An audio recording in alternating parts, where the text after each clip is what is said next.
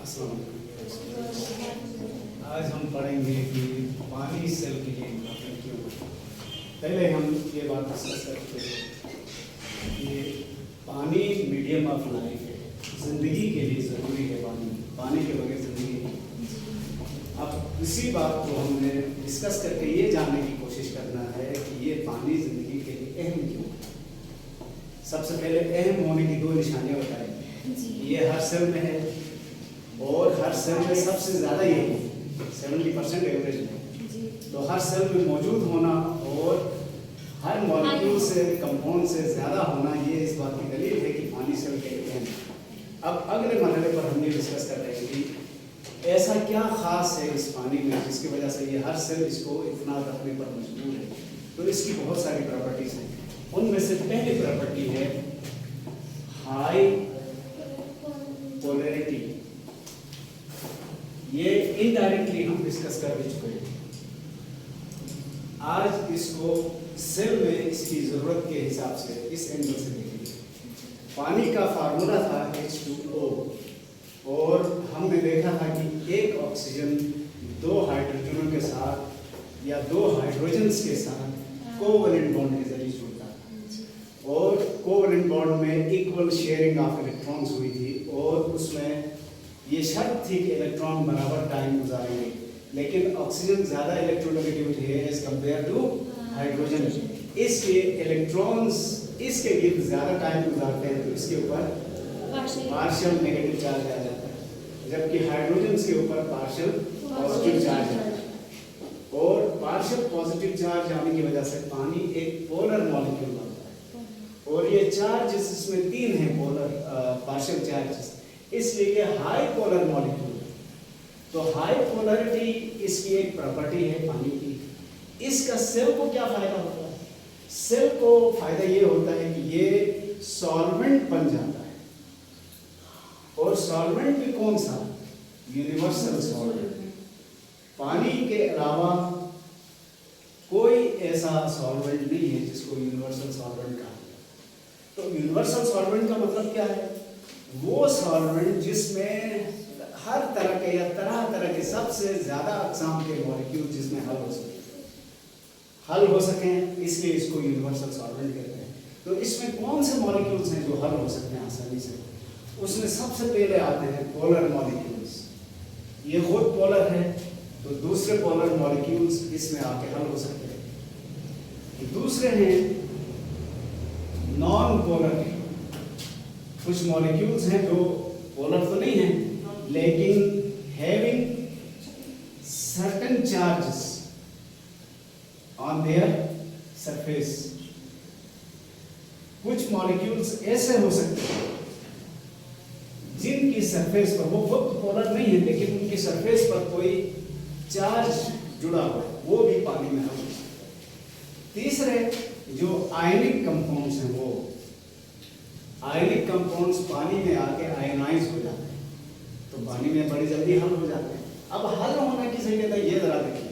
मसलन बहुत ही common molecule है NaCl, सोडियम क्लोराइड। ये एक आयनिक कंपाउंड है।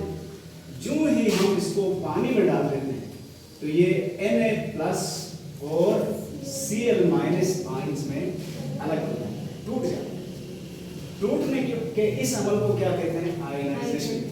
आयनाइज तो हो गया लेकिन क्योंकि इसके ऊपर पॉजिटिव चार्ज है, पानी के ऊपर पार्शियल नेगेटिव चार्ज है, तो पानी इसके गिर्द कवर कर लेगा इसको और इसके ऊपर नेगेटिव चार्ज पानी के एक पोर्शन पर पॉजिटिव पार्शियल पॉजिटिव चार्ज है तो इसको भी पानी कवर करेगा। इस तरह पानी जब इनको कवर करता है तो इसी को डिसॉल्व होना या हल होना। ठीक हो गया? तो यूं समझ लो पोलर मॉलिक्यूल भी पानी में हल होते हैं। Non polar having charge on their surface वो भी पानी में हल हो जाते हैं और जो आयनिक कंपाउंड्स हैं वो भी पानी में हल होते हैं। ये तो हमने तीन कैटेगरीज बनाई। इन तीनों कैटेगरी के अंदर सैकड़ों मॉलिक्यूल्स हैं, वैरायटी है, अक़साम के मॉलिक्यूल्स हैं जो पानी में हल होते हैं। इस वजह से ये पानी एक यूनिवर्सल सॉल्वेंट बन जाता है। लेकिन यूनिवर्सल सॉल्वेंट बनने का सेल को क्या फायदा है? देखिए मैं सम अप कर रहा हूँ। सबसे पहले हर सेल में पानी क्यों है, तो उसकी एक खूबी हम बयान कर रहे हैं। पानी एक पोलर मॉलिक्यूल है। पोलर मॉलिक्यूल होने की वजह से, बल्कि हाई पोलरिटी है इसमें, इसकी वजह से ये एक बेहतरीन यूनिवर्सल सॉल्वेंट बनता है। तो अब इस यूनिवर्सल सॉल्वेंट का सेल को क्या फायदा है? सेल को फायदा ये है, ये फर्ज करें एक सेल है, इसके अंदर पानी सॉल्वेंट है, 70% पानी है। तो ये जितने मॉलिक्यूल्स आएंगे जब इस सॉल्यूशन पानी में हल होकर सॉल्यूशन की शक्ल इख्तियार करेंगे, तो इससे सेल को दो फायदे होंगे। पहला फायदा ये होगा कि ये मॉलिक्यूल्स रिएक्टिव हैं कि नहीं?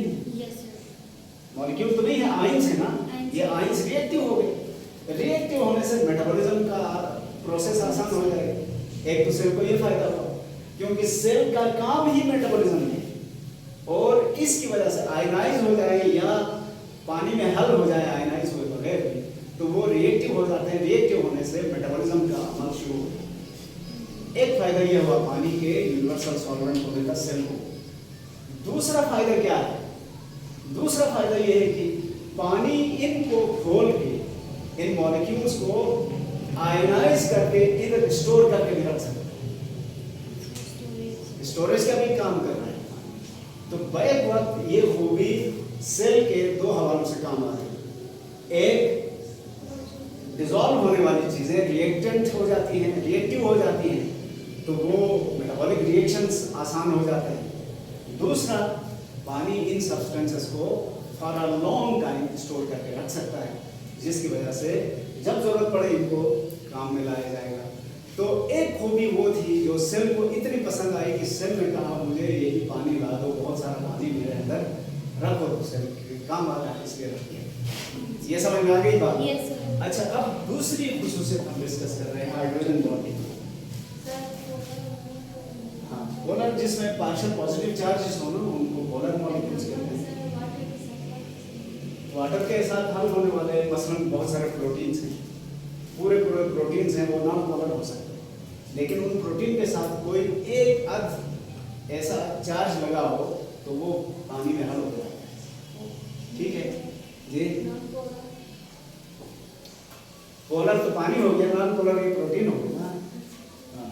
लिपिड्स भी नॉन पोलर हैं, लेकिन वो इसमें हल नहीं। तो हर चीज हल होना भी एक मसला था, कुछ को छोड़ दिया ताकि वो दूसरे काम भी कर सके। ठीक हो गया। अब आते हैं हाइड्रोजन बॉन्डिंग की तरफ। इस पॉइंट को भी हम डिस्कस कर चुके थे, हाइड्रोजन बॉन्डिंग को।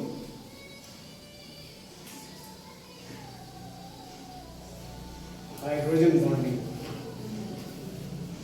पानी के मॉलिक्यूल्स पोलर होने की वजह से पार्शियल नेगेटिव पॉजिटिव में पार्शियल वाली अलामत नहीं लिख रहा, बल्कि लिखने को कहता है, और ये पार्शियल नेगेटिव। तो पानी का दूसरा मॉलिक्यूल, उसका पार्शियल नेगेटिव वाला पोर्शन उसके एक मॉलिक्यूल के पार्शियल पॉजिटिव वाले आयन के साथ रिएक्ट करता है। मसलन ये दोनों, तो आप तो पहले हम डिस्कस कर चुके हैं, बॉन्ड बनता है, लेकिन ये बॉन्ड परमानेंट नहीं है, बनता टूटता रहता है, इसलिए इसको डॉटेड फॉर्म में शूट किया जाता है। और इस बॉन्ड का फायदा क्या है? सेल को क्या फायदा है इस हाइड्रोजन बॉन्डिंग का? हाइड्रोजन बॉन्डिंग का फिर फायदा ये है कि एक तो ये पानी लिक्विड में तब्दील हो जाता है, ये लिक्विड बनता है। लिक्विड देखिए, आप जरा गौर करें, अगर ये बॉन्ड न बनता तो पानी का ये मॉलिक्यूल अलग, वो मॉलिक्यूल अलग होता, तो गैस था ना ये। गैस उसी को कहते हैं जब एक एक मॉलिक्यूल अलग हो जाए। और इस बॉन्ड की वजह से ये जुड़ तो गया। अगर ये बॉन्ड परमानेंट होता तो पानी क्या होता? सॉलिड हो जाता।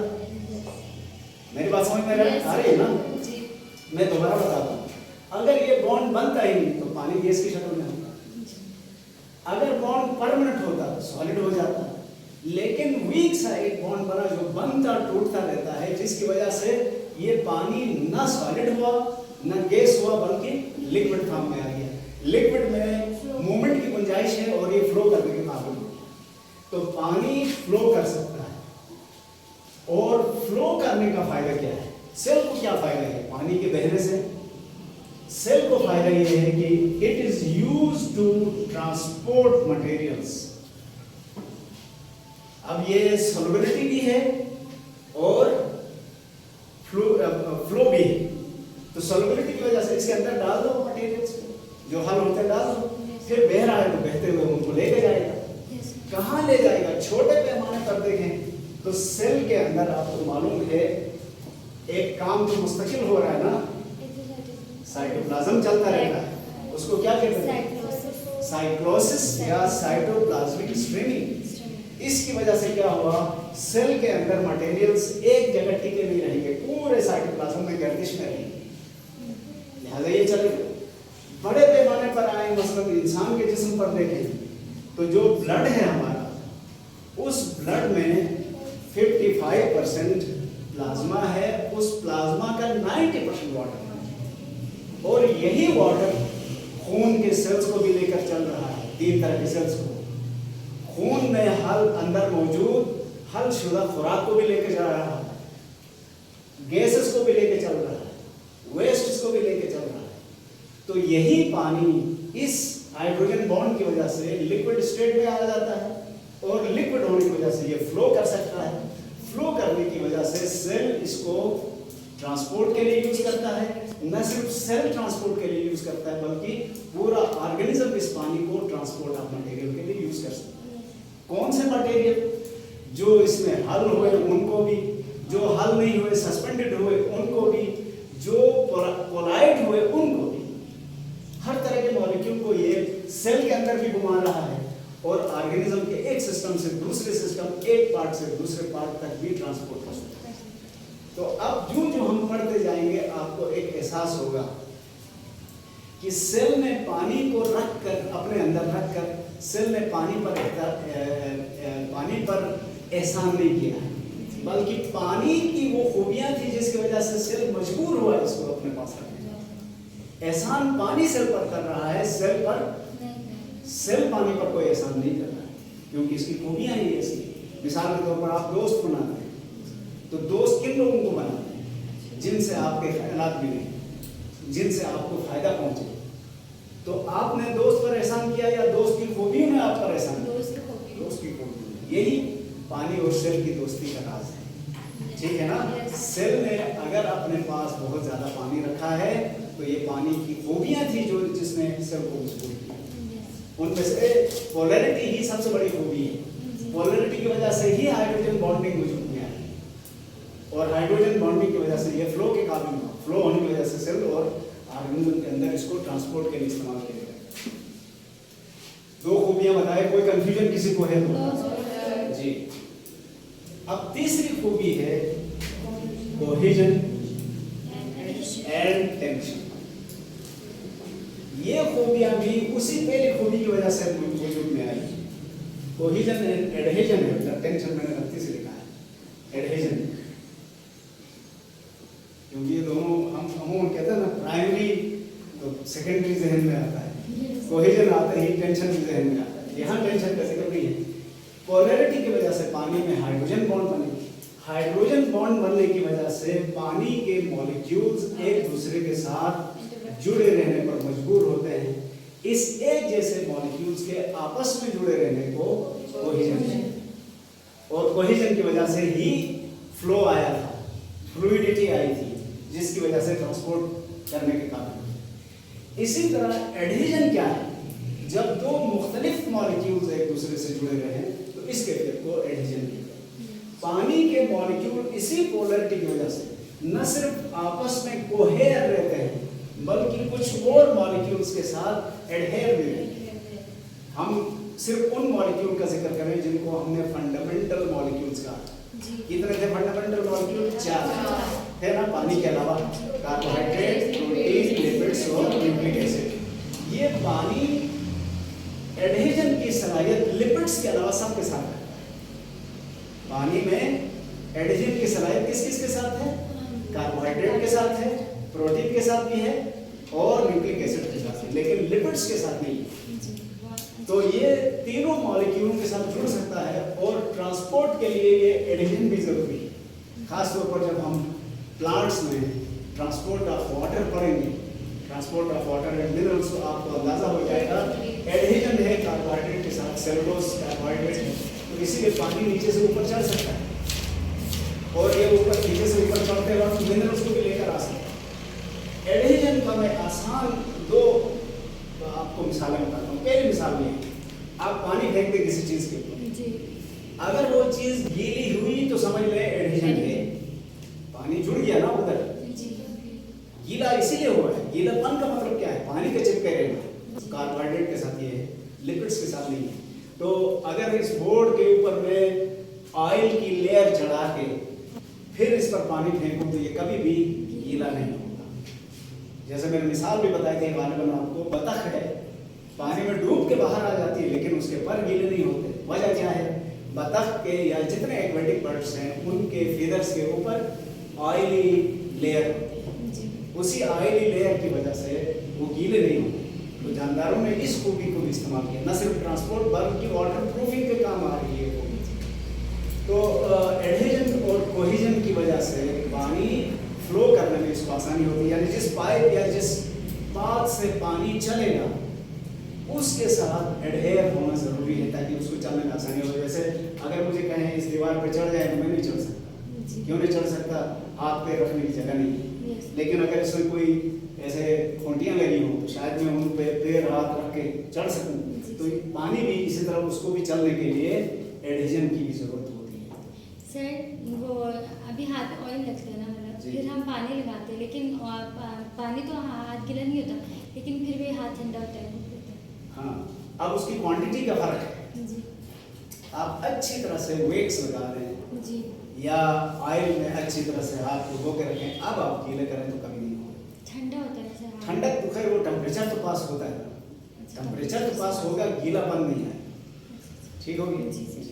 तो हमारे यहाँ देसी लोग पुराने ज़माने में क्या करते थे, बर्फ ज़्यादा पड़ती थी ना तो वो लकड़ी का बेलचा बनाते थे और उससे बर्फ साफ करने की कोशिश करते थे तो बर्फ चिपक जाती थी। इसलिए ये चर्बी और ये जो लकड़ी जलने के बाद कालक बनती है उन दोनों को मिक्स करके उसके ऊपर प्लास्टर करते थे, फिर वो बिल्कुल पकड़ नहीं थी, बर्फ नहीं चिपकती थी।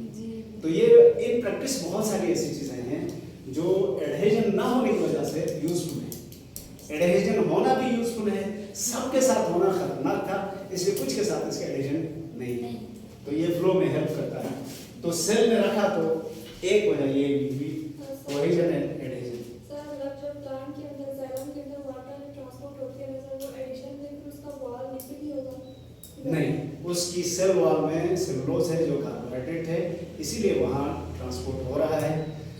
और पानी वरना क्या होता, अगर लिपिड होते तो पानी को सेल वॉल को छुए बगैर बीच में कॉलम की तरफ चढ़ना पड़ता, जो उसके लिए मुमकिन नहीं था। लेकिन दीवारों पर क्योंकि जाइलम की और फ्लोएम दोनों की दीवारों पर सेलुलोज है जो कि कार्बोहाइड्रेट है, इसलिए पानी एडहेयर होकर भी आगे बढ़ता है। ठीक हो गया? Yes sir. जी। अगली है जी स्पेसिफिक हीट।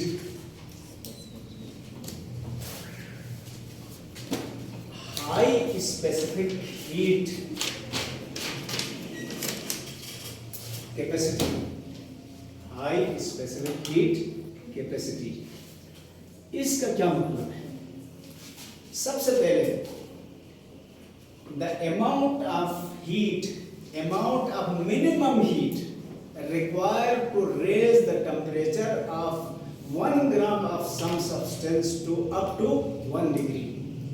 कोई सब्सटेंस है उसका 1 ग्राम वॉल्यूम लिया गया है या वजन लिया गया है, उस 1 ग्राम का टेम्परेचर 1 डिग्री बढ़ाने के लिए जितनी कम से कम एनर्जी चाहिए होगी उसको स्पेसिफिक हीट कहते हैं। और पानी की स्पेसिफिक हीट कितनी है? 1 ग्राम पानी का टेम्परेचर 1 डिग्री सेंटीग्रेड बढ़ाने के लिए 1 कैलोरी हीट चाहिए। ये 1 कहेंगे तो थोड़ा सा हमें कम लगेगा, लेकिन इसी को हम यूं कहें अगर the minimum heat required to raise the temperature of 1,000 grams or 1,000 liters of water up to 1 degree is 1,000 calories। 1 litre पानी का टेम्परेचर 1 डिग्री बढ़ाने के लिए आपको 1000 कैलोरीज चाहिए। इतनी हीट किसी चीज को भी नहीं चाहिए 1 डिग्री बढ़ाने के लिए। ये पानी का है। और इससे सेल को क्या फायदा होगा? तो सेल अपने टेम्परेचर को मैनेज करेगा। आप पहले टेम्परेचर का सेल से क्या ताल्लुक है वो जरा समझो। Temperature affects the rate of enzymatic activity. Yes exact enzyme के काम करने की सलाहियत को टेम्परेचर मुतासिर करता है। जी। या हम दूसरे अल्फाज में यूं पढ़ते हैं ना, enzymes are sensitive to temperature. Yes cell के अंदर तो मेटाबॉलिज्म हो रहा है, मेटाबॉलिज्म ऑटोमेटिक नहीं है, उसको एंजाइम गाइड करते हैं और सारे एंजाइम टेम्परेचर सेंसिटिव है। अब अगर फर्ज करें इस सेल में गर्मी सर्दी तो होती रहती है, धूप पड़ी या कुछ हुआ, इसका टेम्परेचर बढ़ने लगा जी तो 1 डिग्री बढ़ जाए तो हो सकता है वो सारे एंजाइम डिनेचर हो जाए, या 1 डिग्री कम हो जाए तो इनएक्टिव हो जाए।